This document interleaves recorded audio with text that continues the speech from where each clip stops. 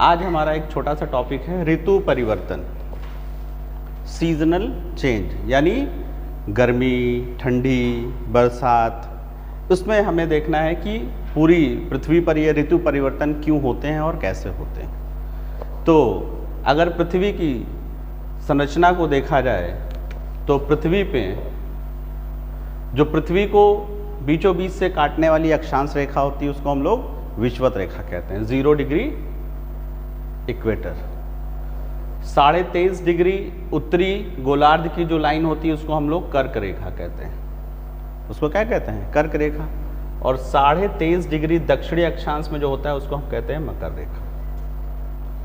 और हमारी पृथ्वी टिल्टेड है, झुकी हुई है, ये आप इसमें देख सकते हैं। पृथ्वी अपने अक्ष पे ऐसे नहीं घूम रही है, बल्कि क्या है, 23.5 डिग्री झुककर घूम रही है। ये हमें याद रखना है कि ये 23.5 डिग्री झुकी हुई अवस्था में घूम रही है। यही एक वजह है ऋतु परिवर्तन का। अगर पृथ्वी ये झुक कर ना घूमे तो ऋतु परिवर्तन नहीं होगा। ठीक है। दूसरा, तो ये हो गई आपकी कर्क रेखा, ये हो गई विषुवत रेखा और ये हो गई मकर रेखा। पृथ्वी 365 दिन में सूरज का एक चक्कर लगाती है। उसमें वेरिएशन होता है, उसको हम देखेंगे। अभी ये मान के चलिए कि पृथ्वी सूर्य का चक्कर लगाती है और यहाँ पर सूर्य छोटा बना है लेकिन सन का साइज बड़ा होता है। और इन 4 पोजीशन में हम देखेंगे, ये आपका है जैसे विषुवत रेखा है, विषुवत रेखा से ऊपर का जो गोलार्ध है ये कहलाता है उत्तरी गोलार्ध। इसको हम क्या कहते हैं? उत्तरी गोलार्ध। ये कहलाता है आपका दक्षिणी गोलार्ध। तो ये 4 पोजीशन पूरे साल भर में हमने 4 पोजीशन देखते हैं पृथ्वी की। ठीक है। एक पोजीशन है सूरज के सामने 21 जून को, एक पोजीशन है 23 सितंबर की, एक पोजीशन है 22 दिसंबर की और एक पोजीशन है 21 मार्च की। तो शुरुआत हम करते हैं 21 जून। 21 जून को जो सूर्य है वो कर्क रेखा पर सीधा उसकी किरणें पड़ती हैं। इसकी वजह से क्या होता है कि जो आपका उत्तरी गोलार्ध है, ये आपका उत्तरी गोलार्ध है। ये आपका क्या है? उत्तरी गोलार्ध। उत्तरी गोलार्ध में दिन बड़े और रातें छोटी होने लगती। ये इस वजह से हो रहा है। क्यों?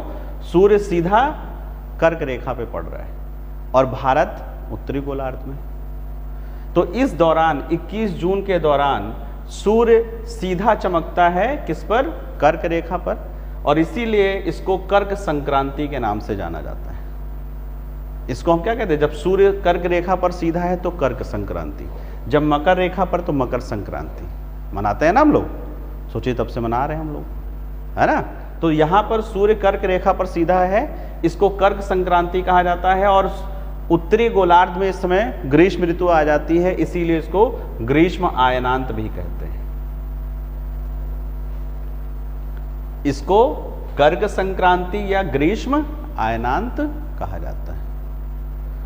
फिर पृथ्वी चक्कर लगाती है और दूसरी पोजीशन ठीक अपोजिट वाली हम देखते हैं। इन दोनों को बाद में देखेंगे। दूसरी पोजीशन है 22 दिसंबर की। 22 दिसंबर को हम देख सकते हैं कि सूरज सीधा लंबवत मकर रेखा पर है। ठीक है, मकर रेखा पे पड़ रहा है। और क्योंकि ये सीधा मकर रेखा पे पड़ रहा है इसीलिए इस समय इसको कहा जाता है मकर संक्रांति। तो सूर्य जब लंबवत मकर रेखा पर पड़ता है तब उसको कहते हैं हम लोग मकर संक्रांति। और ये 22 दिसंबर की पोजीशन है। ठीक है। और ऐसे में अब जो दक्षिणी गोलार्ध है, साउथ हेमिस्फीयर, इस दक्षिणी गोलार्ध में दिन बड़ा होने लगेगा, यानी यहां पर इस समय समर सीजन होगा। वहीं ये जो उत्तरी गोलार्ध है जहां पर सूर्य की किरणें तिरछी पहुंच रही हैं और तिरछे होने की वजह से अब यहां पर सूर्यातप कम प्राप्त होगा, इसलिए अब उत्तरी गोलार्ध में इस समय शीत ऋतु पाई जाती है। तो इसीलिए जून में ग्रीष्म आयनांत या ग्रीष्म ऋतु है उत्तरी गोलार्ध में, और दिसंबर में आपकी शीत ऋतु यहां पर दिखाई दे रही है। उसकी वजह है पृथ्वी का टिल्टेड होना। मैंने कहा ना, अगर ये पृथ्वी टिल्टेड ना हो तो फिर सभी रेखाओं पे हमेशा एक जैसा सनलाइट पड़ेगी और कोई दिक्कत नहीं होगी। दूसरा पोजीशन एक होती है 21 सितंबर की और 23 सितंबर की और 21 मार्च की। इस पोजीशन में सूर्य लंबवत पड़ता है विषुवत रेखा पे, यहां पर भी और यहां पर भी, और इसीलिए दिन और रात यहां पर बराबर हो जाते हैं। 12 घंटे का दिन और 12 घंटे की रात होने लगती है यहां पर भी और यहां पर भी, और हम लोग मनाते भी हैं 21 सितंबर और 21 मार्च, दिन और रात बराबर। इसमें से जो 21 सितंबर वाली पोजीशन है इसको हम लोग शरद विषुव कहते हैं। विषुव का मतलब होता है दिन और रात बराबर होना, इक्विनॉक्स, इक्विनॉक्स, ऑटम इक्विनॉक्स, शरद विषुव। और 21 मार्च की पोजीशन में इक्विनॉक्स हो रहा है, इसको कहते हैं स्प्रिंग इक्विनॉक्स, वसंत विषुव। इस तरीके से 21 जून को ग्रीष्म ऋतु है उत्तरी गोलार्ध में, ठीक है। फिर उस समय 23 सितंबर को शरद ऋतु रहेगी आपकी, दिसंबर में शीत ऋतु आ जाएगी, और फिर मार्च में आपकी वसंत ऋतु आ जाती है। इस तरह से जो ये पृथ्वी सूर्य का चक्कर लगाती है और अपने अक्ष पर जो टिल्टेड है, जो झुकी हुई है, इसलिए ऋतु परिवर्तन होता है। इस चीज को याद रखिएगा, ठीक है। तो आज का टॉपिक आपका ऋतु परिवर्तन हो गया, कल अगला टॉपिक देखेंगे, ठीक है।